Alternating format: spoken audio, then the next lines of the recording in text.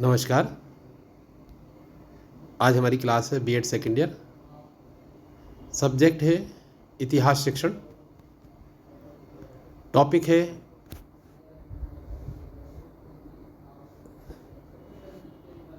मापन और मूल्यांकन। मैं डॉक्टर नवीन कुमार शर्मा, कौटिल्य महिला शिक्षक प्रशिक्षण महाविद्यालय, कोटा, राजस्थान से। सबसे पहले हमें जानेंगे मापन का अर्थ। ये मापन का क्या अर्थ होता है? कहते हैं किसी भी भौतिक राशि का परिणाम संख्याओं में व्यक्त करने की जो प्रक्रिया है उसे मापन कहा जाता है।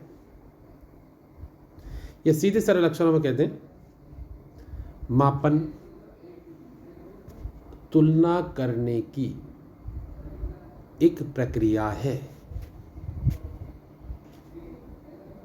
या हम कह सकते हैं अंक प्रदान करना मापन कहलाता है। आइए अब हम देखते हैं मापन की परिभाषा। सबसे पहले गिलफोर्ड के अनुसार मापन वस्तु या घटनाओं को तर्कपूर्ण ढंग से संख्या प्रदान करने की एक प्रक्रिया है।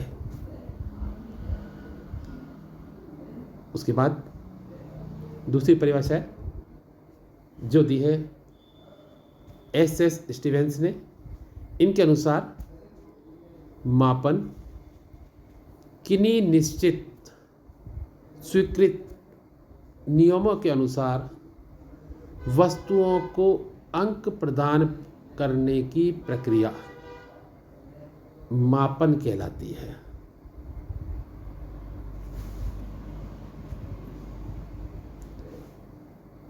अब देखते हैं मूल्यांकन क्या है, किसे मूल्यांकन कहा जाता है। मूल्यांकन का अर्थ, मूल्यांकन का शाब्दिक अर्थ है मूल्य का अंकन करना। मूल्यांकन दो शब्दों से मिलकर बना है, मूल्य प्लस अंकन। मूल्यांकन मूल्य निर्धारण करने की एक प्रक्रिया है। मूल्यांकन में अंकन के साथ साथ व्यक्ति के गुणों की भी व्याख्या की जाती है। यानी मूल्यांकन संख्यात्मक है और उसके साथ साथ ये गुणात्मक भी है। कहते हैं मूल्यांकन शिक्षण प्रक्रिया का एक अभिन्न अंग है। यह प्रक्रिया निरंतर चलती रहती है। कहते हैं मूल्यांकन की जो प्रक्रिया है वो सतत निरंतर चलती रहती है, जिसके अंतर्गत मूल्यों को निर्धारित किया जाता है। अब आगे देखते हैं मूल्यांकन में कौन कौन सी परिभाषा है। सबसे पहले एन.एम. डांडेकर के अनुसार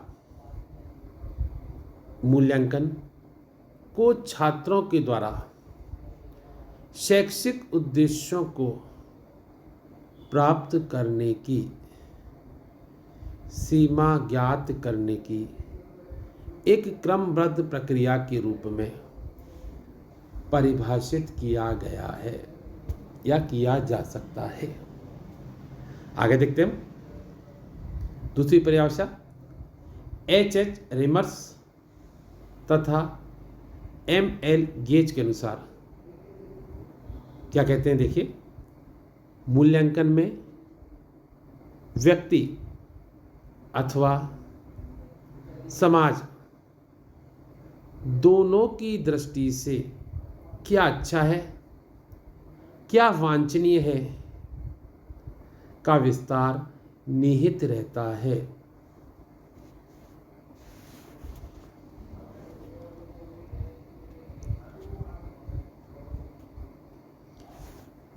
अब देखते हैं मापन और मूल्यांकन में क्या क्या अंतर है। मापन और मूल्यांकन, सबसे पहले मापन, फिर मूल्यांकन। कहते हैं मापन पाठ्य वस्तु केंद्रित होता है।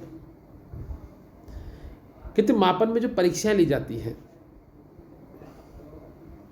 मापन की जो प्रक्रिया है वो पाठ्य पुस्तक पर आधारित है, जबकि कहते मूल्यांकन की जो प्रक्रिया है उद्देश्यों के आधार पर केंद्रित है। मूल्यांकन में यह देखा जाता है कि शिक्षण के किन किन उद्देश्यों की हमने प्राप्ति कर ली है, किन उद्देश्यों को हमने प्राप्त कर लिया है, इसका पता मूल्यांकन के माध्यम से लगाया जाता है। नंबर 2, कहते हैं मापन एक साधन है, मापन एक साधन है, जबकि मूल्यांकन एक साध्य है। यानी मूल्यांकन जो है